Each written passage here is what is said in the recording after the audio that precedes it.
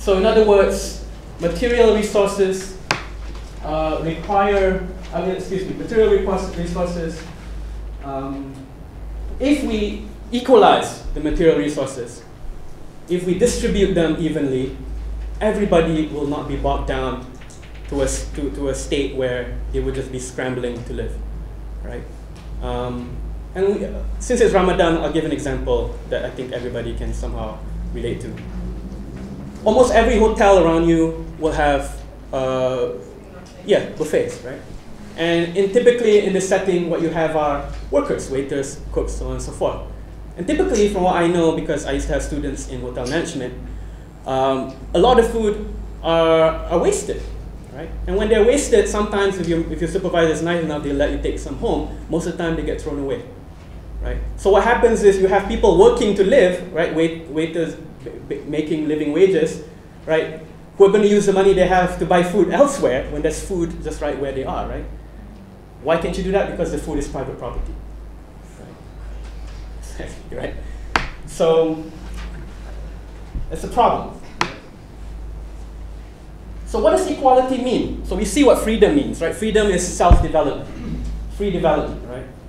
Now, equality is not a value in itself, it's an instrumental value. So in socialism, equality is for the sake of something else.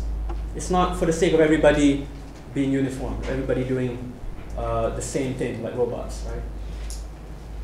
Fundamentally, socialism allows for everybody to freely choose their own path to self-development.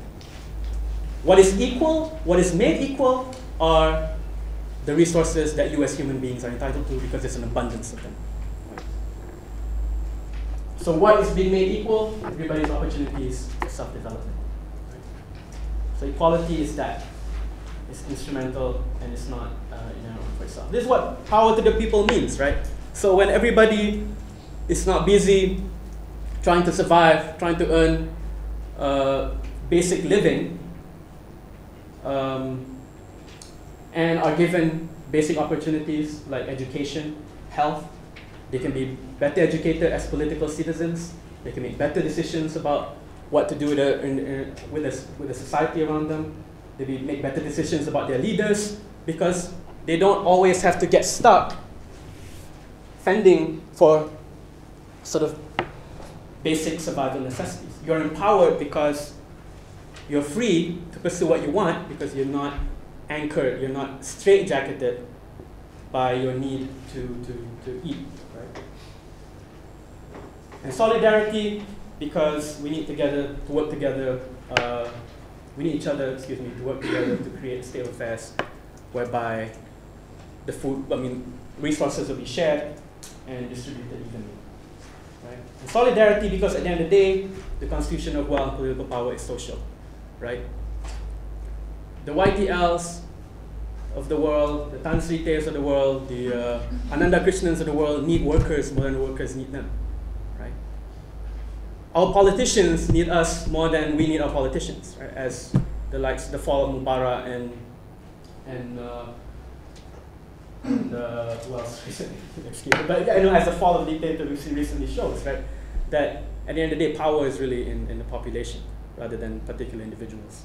Right? So that's what the freedom, as we've seen, real self-development of human beings, equality, as in making the opportunity equal for self-development, and solidarity, working together towards that, right? So those are the three principal keys of socialism at the heart of everything. That's a very capitalist notion, right? Bite the bullet, sacrifice because one day you'll be rich or something like that. That's the capitalist notion. Right? Ideally, for socialist work is that, right?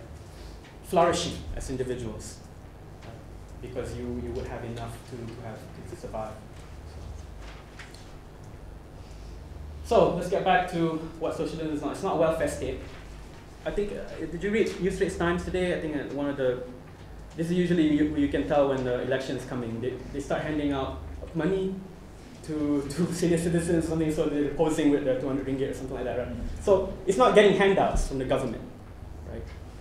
If we are loyal to the principle of socialism, what that means is that it's not about getting handouts, subsidies, it's freeing your capacity to do work that you love, right? You have a society that has a dialogue, democratic, transparent processing. How can we change things? How can we help each other towards creating a better state of affairs? You know? It's not state of ownership of things, because you can own things. It's just that you're not going to view them as private property. You're more likely to share. Your attitude towards ownership is very different, right? We can talk about that more too. That's a bit more technical. We can talk about that. And nor is it everybody must be the same. It's not against individuality at all. This is really a false myth. And it's not a utopia, right? Because it basically elevates our standard of living considerably so we can pursue what we want. We're free to pursue what we want. But it doesn't solve our problem. I'm sure there'll be lazy people in a socialist, ideal social society. There'll be, theft. There'll be sexual harassment. Those things will happen. Right? It's just that it's better than capitalism, at least. Right? So that's what we're aiming for. So is there time still? Good. Last. Okay. We can talk about the evils of capitalism more, I think, later on. But there are a couple of things that I want to mention. And that's this term called miserizing growth. And it's a term from Jagdish Bhatwati. He is a liberal economist. And what he's saying is that even though the middle classes are working a lot and they can fend for themselves, their quality of life isn't much better. They don't have time for families, they don't have time for community, they really have time for themselves. Right? So even though there's a lot more, perhaps more money coming in, you can buy more things, but you're not necessarily happier. So there's growth, there's productivity, but there's not necessarily a rise in quality of life, right? And this is something that we need to think about, because if we just take the liberal conception of freedom, there's nothing wrong with this because you choose to be a part of this, right?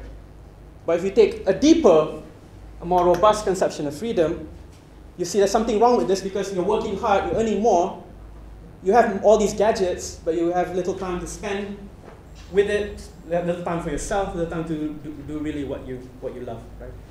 So that's a very real trend, and it's increasing in all industrial capitalist societies, especially as all these corporations are tightening their belts with the coming economic crises. You're going to have people more desperately holding on to their work, right?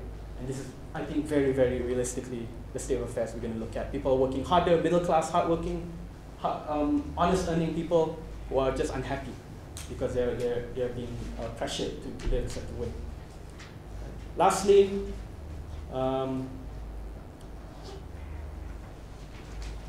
socialism is realized within capitalism, right? So the relationship is not antithetical, it's inside. So capitalism is brewing all these tensions. Socialism is the potential within the tensions of capital, right? What do we find in capitalism? Power of technology, the power of workers, the wealth that the workers can produce. And ideally, socialism would transform all that, the destructive nature of capitalism, something more egalitarian.